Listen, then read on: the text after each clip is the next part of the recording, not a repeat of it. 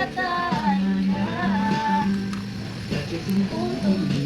Hai semuanya, Assalamualaikum warahmatullahi wabarakatuh. Perkenalkan, saya Chelsea Utami dengan NPM 2413041056. Teman-teman, seperti yang kalian dengar, kalian bisa menebak nggak lagu apa yang saya putar sekarang? Ya benar, lagu ini ada berjudul Komang, ciptaan dari Kak Raim Laude. Jadi di sini saya akan membahas mengenai analisis frasa endosentris dan eksosentris pada lagu Komang, ciptaan dari Kak Raim Laude. Di sini kita akan menganalisis bagaimana frasa endosentris dan eksosentris yang ada pada lagu Komang itu. Sebelumnya, kita harus mengetahui terlebih dahulu apa itu frasa endosentris dan eksosentris. Frasa endosentris adalah frasa yang memiliki inti. Jadi, keseluruhan frasa itu dapat digantikan atau dapat mewakili salah satu unsur yang lainnya. Sedangkan frasa eksosentris itu frasa yang tidak memiliki inti. Jadi, keseluruhan frasa tidak dapat diwakili oleh unsur yang lainnya begitu. Frasa yang pertama adalah frasa endosentris nomina. Intinya itu adalah kata benda atau nomina. Contohnya dari lirik lagu Komang yang baitnya cerita tentang kita. Nah, ceritanya itu masuk ke dalam inti atau hit. Nah, sedangkan tentang kita itu adalah penjelasnya begitu. Jadi jika dihilangkan, salah satu unsurnya dihilangkan, itu tidak apa-apa karena makna frasa masih kembali pada inti bendanya gitu. Selanjutnya ada frasa endosentris verba.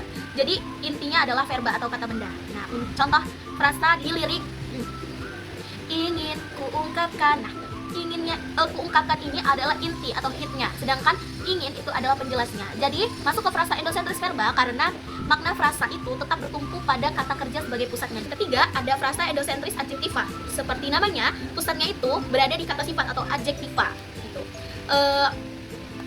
Contoh pada lirik terlalu indah, dengan inti indah, diksi indahnya itu sebagai inti dan terlalu ini sebagai penegasnya begitu.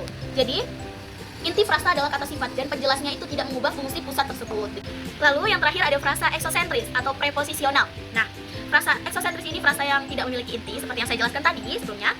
Maknanya itu tidak bisa diwakili oleh salah satu unsur saja. Contohnya di lirik lewat kata indah. Nah, di sini kita bisa lihat kalau preposisinya itu ada di diksi lewat dan kata indah sebagai penjelasnya.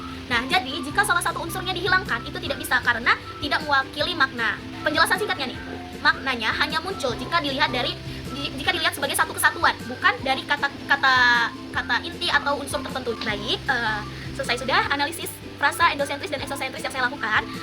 Mungkin itu tidak keseluruhan lagu yang saya analisis karena terbatasnya waktu yang kita miliki. Jadi hanya beberapa yang kita kulik. Di mana letak frasanya begitu. Mungkin itu saja yang dapat saya paparkan, materi yang dapat saya paparkan. Saya akhiri. Wallahu muwaffiq ila aqwamit thoriq. Wassalamualaikum warahmatullahi wabarakatuh. Terima kasih.